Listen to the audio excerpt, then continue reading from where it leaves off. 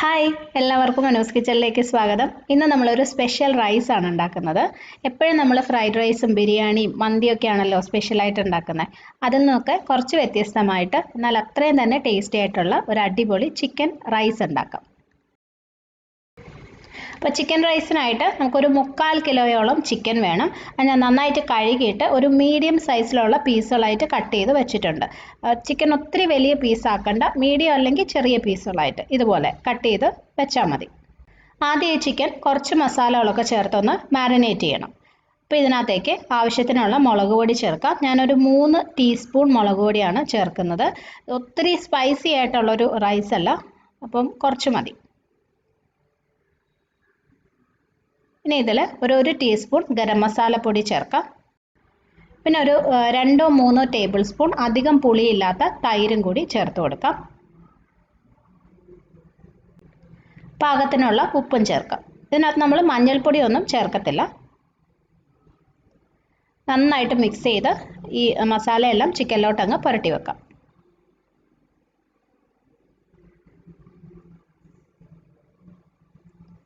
ഇപ്പോൾ chicken marinate ചെയ്ത് വെച്ചു. ഇതൊരു അരമണിക്കൂർ ഇങ്ങനെ ഇരിക്കട്ടെ. മസാലയൊക്കെ കുറച്ചൊന്ന് ചിക്കനിലോട്ട് പിടിക്കണം. ഇതേ സമയത്ത് തന്നെ ഞാനൊരു 2.5 കപ്പ് ബാസ്മതി അരി നന്നായിട്ട് കഴുകിയതിന് ശേഷം വെള്ളത്തിലിട്ട് വെച്ചിട്ടുണ്ട്. ഇത് ഒരു അരമണിക്കൂർ വെക്കണം. അത് കഴിഞ്ഞിട്ടാണ് നമ്മൾ ചിക്കനും ചോറും ഒക്കെ വേവിച്ച് എടുക്കുന്നത്. അപ്പോൾ അരമണിക്കൂർ കഴിയുമ്പോൾ ആദ്യം നമുക്ക് ചിക്കൻ ചെറുതായിട്ടൊന്ന് ഫ്രൈ ചെയ്തെടുക്കണം. ഒന്ന് ഷാലോ ഫ്രൈ ചെയ്താൽ മതി. അപ്പോൾ ഒരു പാനിൽ ആവശ്യത്തിനുള്ള എണ്ണ ഒഴിക്കാം. അപ്പോൾ ഞാൻ എടുത്തിരിക്കുന്നത് സൺഫ്ലവർ ഓയിലാണ്. ഇതൊരു നാടൻ ടേസ്റ്റിലുള്ള റൈസ് അല്ല. അപ്പോൾ അതുകൊണ്ട് വെളിച്ചെണ്ണ അല്ലാതെ വേറെ ഏതെങ്കിലും എണ്ണ ഉപയോഗിക്കുന്നതാണ് നല്ലത്. അപ്പോൾ എണ്ണ ചൂടാകുമ്പോൾ നമുക്ക് മാരിനേറ്റ് ചെയ്ത് വെച്ച ചിക്കൻ ഇട്ട് കൊടുക്കാം. ചിക്കൻ അങ്ങനെ ഒരുപാട് ഫ്രൈ ആവേണ്ട ആവശ്യമില്ല. ഓരോ സൈഡും ഒരു 5 മിനിറ്റ് വീതം, എല്ലാം കൂടി ഒരു 10 മിനിറ്റ് ഒന്ന് ഫ്രൈ ചെയ്തങ്ങ് മാറ്റിയാൽ മതി. അപ്പോൾ ഒരു സൈഡ് ഫ്രൈ ആകുമ്പോൾ തിരിച്ചിട്ട് കൊടുക്കണം. കണ്ടോ, ഇത്രയും ഫ്രൈ ആയാൽ മതി, ചെറുതായിട്ട്, ഒത്തിരി അങ്ങ് മൊരിയേണ്ട ആവശ്യമില്ല. അപ്പോൾ ഇതുപോലെ തന്നെ നമുക്ക് ബാക്കിയിരിക്കുന്ന ചിക്കനും ഫ്രൈ ചെയ്ത് മാറ്റണം. അപ്പോൾ ഞാൻ ചിക്കൻ എല്ലാം ഫ്രൈ ചെയ്തെടുത്തു. അപ്പോൾ ബാക്കി കുറച്ച് എണ്ണയുണ്ട്. ഈ എണ്ണയിൽ തന്നെയാണ് ഞാൻ റൈസും വേവിക്കാൻ പോകുന്നത്. അപ്പോൾ ഒരു പാനിലോട്ട് ഈ എണ്ണ അങ്ങ് മാറ്റാം. ഇനി ഇതിനകത്ത് നമ്മൾ നെയ്യ് ഒട്ടും തന്നെ യൂസ് ചെയ്യുന്നില്ല, എണ്ണ മാത്രമേ ഉപയോഗിക്കത്തുള്ളൂ. പിന്നെ നിങ്ങൾ ചിക്കൻ ഫ്രൈ ചെയ്തെടുത്ത് കഴിയുമ്പം എണ്ണ കുറവാണെങ്കിൽ കൂടുതൽ എണ്ണ ഒഴിച്ചു കൊടുത്താൽ മതി കേട്ടോ. ഇനി ഇതിനകത്തേക്ക് ഒരു 2 ചെറിയ കഷ്ണം പട്ട, ഒരു 5 ഏലക്ക, 3-4 ഗ്രാമ്പൂ ഇട്ട് കൊടുക്കാം. ഇതിൻ്റെ കൂടെ ഒരു 1/4 ടീസ്പൂൺ ജീരകം, നമ്മൾ തോരനൊക്കെ ചേർക്കുന്ന ചെറിയ ജീരകം കൂടി ചേർക്കാം. ജീരകം വളരെ കുറച്ച് മതി. നമ്മൾ റൈസ് കഴിക്കുമ്പം മൈൽഡായിട്ടുള്ളൊരു ഫ്ലേവർ മാത്രമേ വരത്തുള്ളൂ. ജീരകം ചേർത്തിട്ടുണ്ടെന്ന് പോലും നമുക്കങ്ങനെ അറിയാൻ പറ്റത്തില്ല. അത്രയും മാത്രം മതി. ജസ്റ്റ് ഇതൊന്ന് മൂത്ത് കഴിയുമ്പോൾ ഇതിനകത്തേക്ക് നമുക്ക് സവോള ചേർക്കണം. ഞാനൊരു 2 സവോള ഇതുപോലെ ചെറിയ പീസുകളായിട്ട് കട്ട് ചെയ്ത് വെച്ചതാണ്, അതിട്ട് കൊടുക്കാം. ഇനി ഒരു 2 ടീസ്പൂൺ ഇഞ്ചി ചെറുതായിട്ട് അരിഞ്ഞതും 2 ടീസ്പൂൺ വെളുത്തുള്ളി ചെറുതായിട്ട് അരിഞ്ഞതും ചേർക്കാം. 1-2 പച്ചമുളക്, മുളകിൻ്റെ എരിവ് പോലെ എത്രയാണെന്ന് വെച്ചാൽ ചേർക്കാം. ഒരുപാട് സ്പൈസി ആവാതിരിക്കുന്നതാണ് നല്ലത്. ഇത് നല്ലതായിട്ടൊന്ന് വഴറ്റിയെടുക്കാം. സവോള നന്നായിട്ടൊന്ന് വാടി വരണം. നിറം ഒന്നും മാറേണ്ട ആവശ്യമില്ല. ഇഞ്ചിയുടെയും വെളുത്തുള്ളിയുടെയും ആ പച്ചപ്പൊന്ന് മാറുകയും വേണം. അതേ, സവോള ആവശ്യത്തിന് വാടിയിട്ടുണ്ട്. ഇനി ഇതിനകത്തേക്ക് നമുക്ക് കുറച്ച് ക്യാപ്സിക്കം ചേർക്കണം. ഞാനൊരു മീഡിയം സൈസിലുള്ള ക്യാപ്സിക്കത്തിൻ്റെ പകുതിയാണ് എടുത്തിട്ടുള്ളത്. അതിങ്ങനെ ചെറിയ പീസുകളായിട്ട് കട്ട് ചെയ്ത് വെച്ചിട്ടുണ്ട്. ക്യാപ്സിക്കം മസ്റ്റാണ് കേട്ടോ, എന്തായാലും ചേർക്കണം. അതിൻ്റെ ഒരു ഫ്ലേവർ റൈസിൽ വരണം. ഇതിൻ്റെ കൂടെ തന്നെ ഒരു തക്കാളി ചെറുതായിട്ട് അരിഞ്ഞതും കൂടി ഇട്ട് കൊടുക്കാം. നന്നായിട്ടൊന്ന് വഴറ്റിയെടുക്കാം. ഈ ക്യാപ്സിക്കവും തക്കാളിയൊന്നും ഒരുപാടങ്ങ് വേവേണ്ട ആവശ്യമില്ല. ജസ്റ്റ് നല്ലതായിട്ടൊന്ന് വഴറ്റിയെടുത്താൽ മാത്രം മതി. റൈസിൻ്റെ കൂടെ കിടന്ന് അതൊക്കെ ആവശ്യത്തിന് വെന്തോളും.